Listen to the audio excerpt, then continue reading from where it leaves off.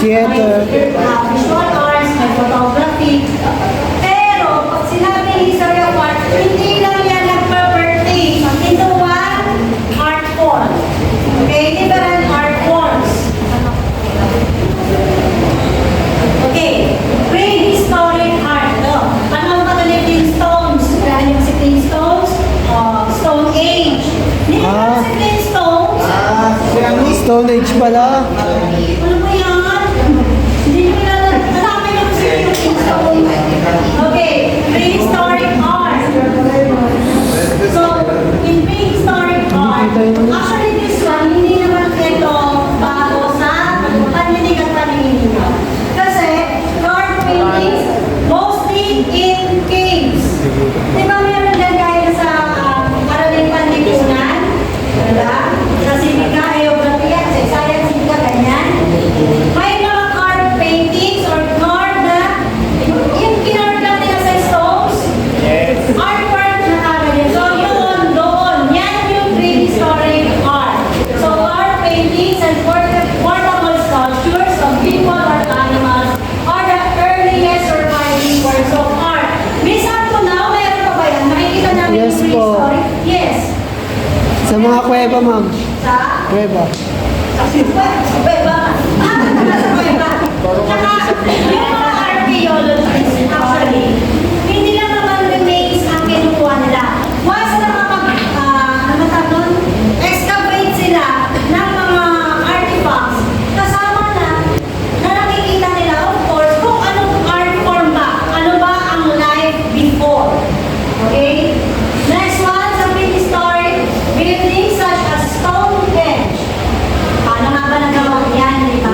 Sinasabi nga nila, may magnetic structure sa Stonehenge, Henge. Demonstrate the potential of ancient people to build complex architectural monuments. Actually, si Stonehenge ay pinag-aaralan sa history of architecture. Meron silang subject sa architecture na history. OWA ang tawag nila. OWA 1, 2, and 3. Kasama ito sa kanilang tinatalakay. Kasi, ano na yan eh, structure na yan eh. Sometimes, sabi nga, napasan ba kami sa Stonehenge? Diba before, may mga rituals ang mga sinaunang tao.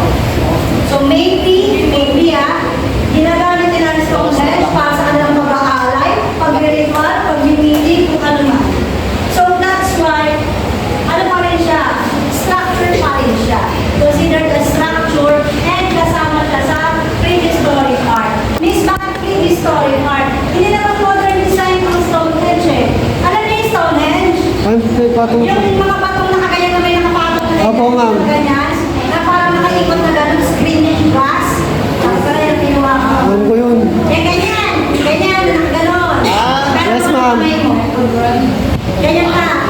Yan, nakaganyan yun, screen na kapatong. Opo, ma'am. Tapos pabilog, ma'am. Walang sir, walang mag-resit. Pahim nga na kakay. Lutot na ka na. Okay. Example ng prehistoric art. Actually, ito yung mga sa carvings na makikita sa cave. Okay, pinalaki ko lang ito yung mga yan. So actually, sometimes hindi naman sa cave yan. Kasi di ba, may mga lugar na natatabunan na. Kaya pag yan ay nagkakaroon ng excavation, nadi-discover nila. Hindi naman kasi yung lugar noon na, ito kasi nasa taas tayo eh. But before, mas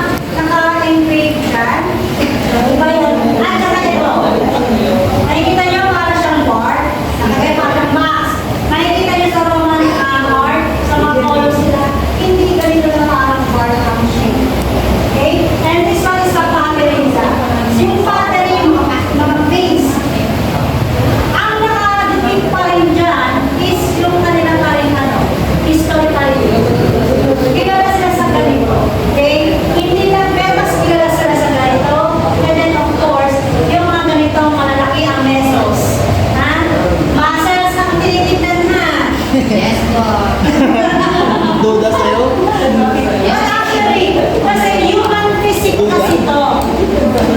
Inaano na yung idea. Kaya na yung mas namin may macho. Kita na lang. Next one.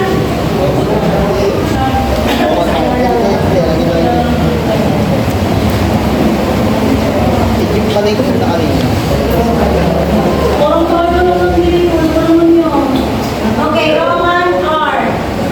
The ideas of powerful empire are expressed through monumental buildings and sculptures which represent the glory of the gods and the state.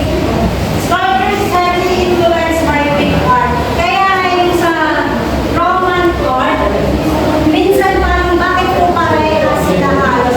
Kasi di ba may Greek mythology, may Roman mythology. Kasi medyo nakakaparehas talaga sila. Now, sa Roman art, was and state, di ba? Alagay Sparta. Yan maganda. Kasi nga, because of this one. Powerful empire kasi ang Roman Empire before. But, tingnan ninyo, ang Greek and Roman, hindi sila masyado sa painting. More on sculptures and structures sila. Unlike other countries, ang unang nag-evolve sa kanila is the visual art nila or yung mga paintings nila. Okay, example. This one. Kanina sa Greek, ang sculpture is yung magandang macho guapitong body. Diba? Dito naman, may abs pa rin naman. Okay? But, as you can see, anong ini-emphasize dyan? Ano ba ang suot niya? Ano nga? Ano suot niya? Shin. Armor. Kasi, di ba, sabi ko sa inyo, ang Roman Empire, kasi pinapakita nila na sila ang pinakamagaling sa lahat. So, sa sculpture nila, pinapakita pa rin. Kaya laging nakaparang, naka-armor sila. Mga gladiator sila. Sparta! Let's go!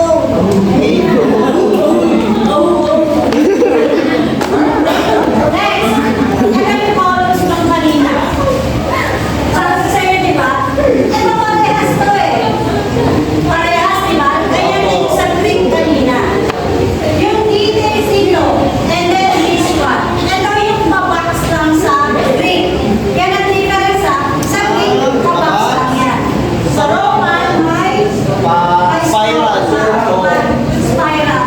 Yung nasa top line ko, hindi ko na nag-gets yan dati. Kaya nung nakakapatinig ako ng history of architecture, next one. This one, painting. Alam ko na example ko sa inyo ang painting na to. Ano naman to? Naibigay ko sa inyo ng malaki. This one is a Roman artwork. Painting, sculpture, and then painting. Ito yung architecture. Sa painting, tingnan nyo, ano pa rin ang pinapakita nila? Mga naka-armor, di ba? Mga sundalo pa rin nila. Kasi pinapakita na nila how great the Roman Empire is. Ganon siya. Okay? Next one. Dire-diretso pa lang kasi ako. Tapos na ito, ma. Konti lang yan. Kung hindi ko yung tinapos sa ano, alam mo kung may reklamo pa rin mo. Yan lang, hindi ah. Patapusin mo lahat yun ba? Tapos na. Okay. Next one is the early Christian. May activity pa kayo mo sa to. Early Christian or Christianity begins as a forbidden religion. And thus underground. Okay, buildings use the Roman basilicas with actually built lands and the central land Roman temples. Okay, this one. Kaya early Christian or this are yung forbidden religion. Before kasi, ang Christian religion is a forbidden one. Hindi pwedeng magkaroon ng pagpupulong ang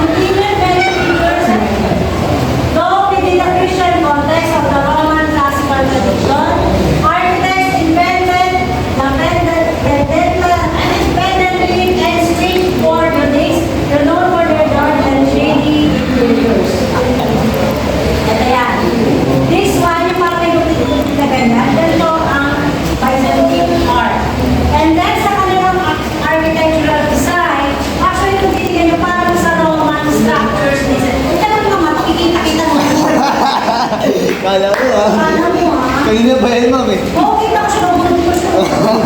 Kita ko yung buhok dito, tsaka yung kamay mo. Tumukha mo ngayon nasa PPT niyo. O ano? Okay, kung titignan ninyo, parang sa Roma, kahit may Roman Catholic Church, iba isa ba nila parang ganito may mga So,